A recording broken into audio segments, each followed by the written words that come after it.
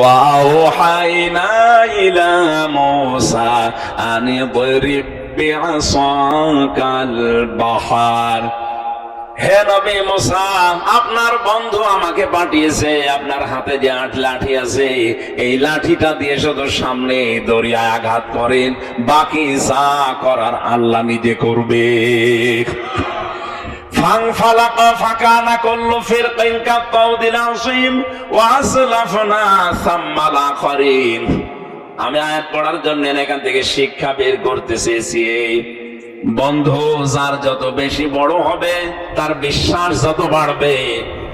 আমার আল্লাহর নবী জানতে চেয়েছিলেন এই দুনিয়ায় আমি কাউকে বন্ধু হিসাবে নিতে চাইনি, যদি নিতে চাইতাম আবু বকরকে নিতাম, যে তোমার আসল বন্ধু আল্লাহ, এজন্য আমার আর কারো দরকার নেই।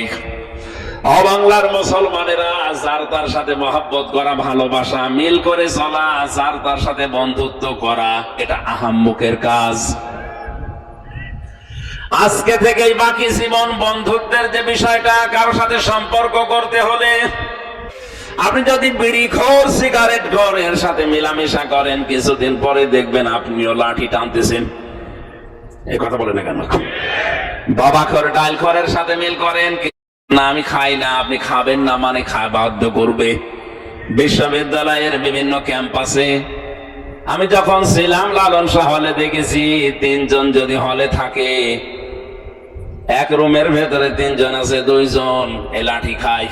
লাঠি পর্যন্ত অনেকে বাবা খায়, ডাল খায়, একজন যদি বলে না আমি ওর ভেতরে নেই, ওই হাতে থাকতে থাকতে বাধ্য করে একদিন বলে আর কি, মাথা নিচু করে মন খারাপ করে বসে আছো, এই যে টান দাও, এক টানে সব চিন্তা দূর হয়ে যাবে।